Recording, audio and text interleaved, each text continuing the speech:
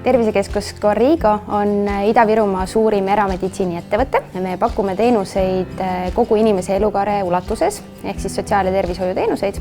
Ja meie sihiks on pakkuda väga kliendikeskset teenust ja sellist tervislikku töökeskkonda. Me hindame väga kõrgelt enda külastaja ja tööpere aega, sellepärast pakume erinevaid teenuseid, on see siis labor, on uuringud, röntgen, füsioteraapia, kõike pakume ühes majas, mõnikord ka ühel korrusel.